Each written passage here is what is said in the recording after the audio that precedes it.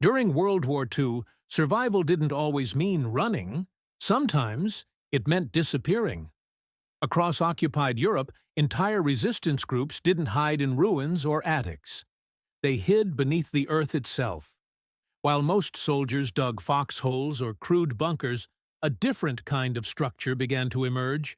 A hidden network of underground shelters so advanced, so undetectable, that even aircraft reconnaissance and search dogs couldn't find them.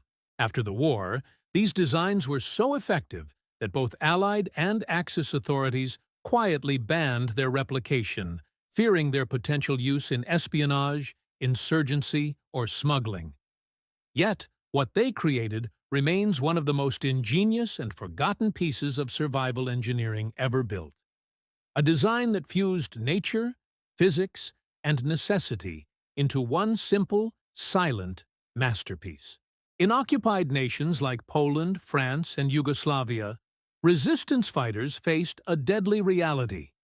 If you were discovered, you didn't get captured, you vanished.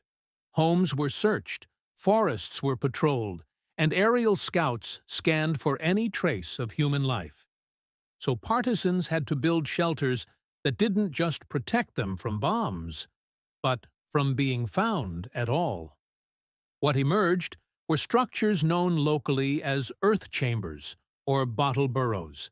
At first glance, they looked like nothing more than a patch of moss or a fallen tree. But below, a secret world of survival existed, perfectly insulated, ventilated, and concealed. The brilliance of these underground shelters began with one simple truth. The earth itself is the best insulator. By digging just 3 to 4 feet below the frost line, builders entered a zone of thermal stability, a natural layer of soil that holds a constant temperature between 10 and 13 degrees Celsius, or roughly 50 to 55 degrees Fahrenheit. That meant no freezing nights, no boiling days, just quiet, steady warmth all year round. But insulation wasn't enough. The air had to breathe.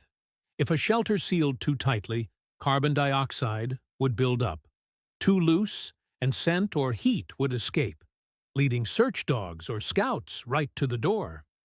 So they turned to nature for answers. Builders discovered a natural filtration method, a scent baffle that outsmarted detection dogs. Ventilation shafts were hidden inside hollow trees or disguised as root tunnels. Outgoing air passed through layers of charcoal, moss, and soil, which filtered both odor and moisture. To the human nose, it meant nothing. But to a dog's trained sense of smell, the scent trail simply vanished.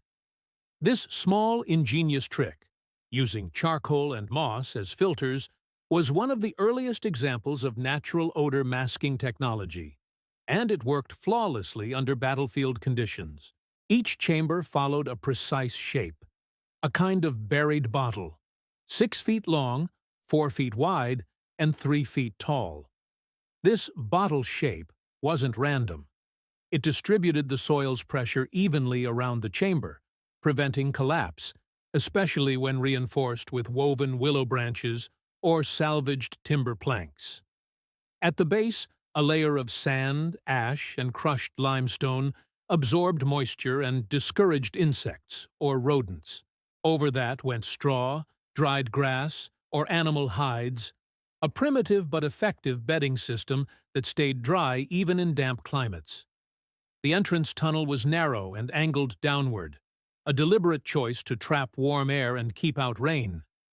Its exit was hidden, sometimes beneath a false mound, sometimes inside a hollow log, or under a patch of grass that looked completely untouched. To a passerby, there was no sign of human life, not even a footprint. Temperature control came from layering, a principle modern engineers still use in passive housing and earth shelters today. Over the chamber, they laid a thick roof. First a curved timber frame, then 12 inches of packed earth, and finally a layer of dry organic matter, straw, leaves, pine needles, all sealed with a coating of clay. This natural layering trapped warmth in winter and repelled heat in summer. Inside, the air stayed steady, 50 to 60 degrees, without fire, fuel, or machinery. It was quiet, breathable, and invisible. An underground home powered entirely by the laws of nature. By 1943, resistance fighters were connecting these shelters with short tunnels, sometimes big enough to crawl through, sometimes just narrow passageways for air. Entire networks existed beneath forests and farmlands. Scouts could sleep, heal, or hide supplies without ever breaking the surface.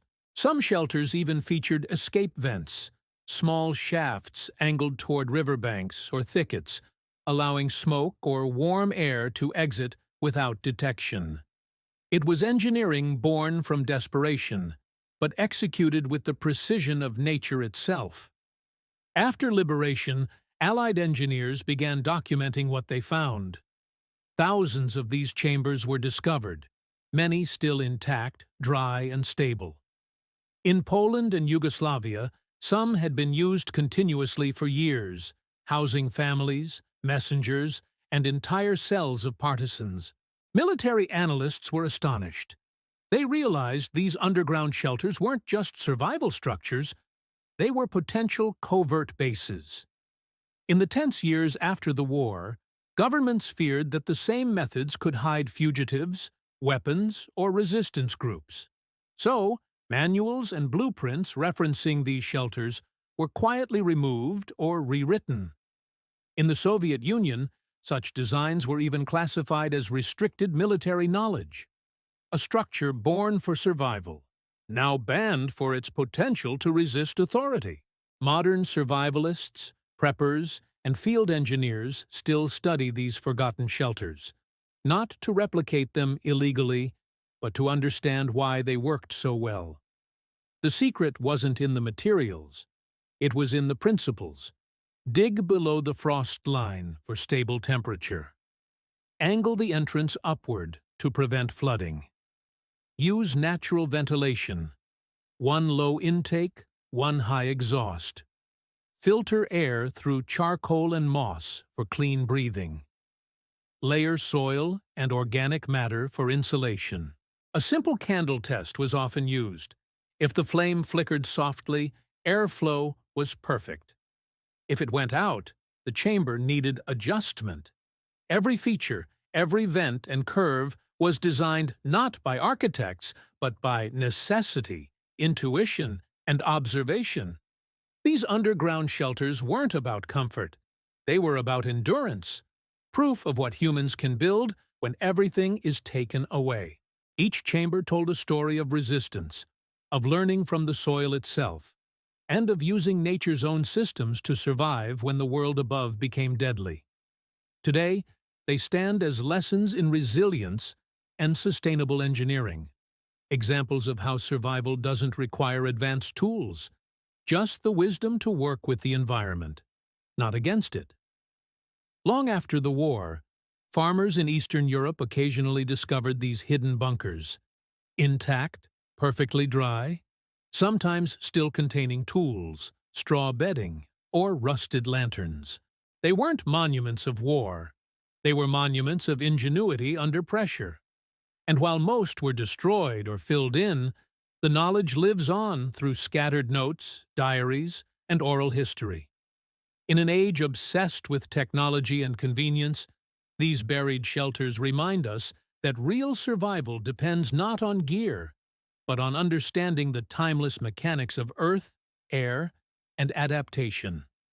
So when we study these forgotten Waitantoon shelters, we're not glorifying war. We're honoring human resilience. We're remembering the engineers who never called themselves engineers, but whose instincts kept them alive.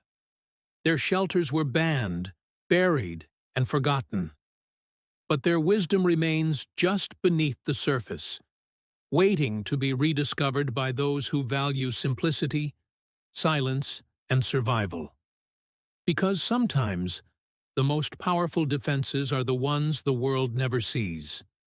Thanks for watching. If you found this piece of forgotten history as fascinating as I did, consider liking this video and subscribing for more deep dives into the ingenious ways humans have learned to endure.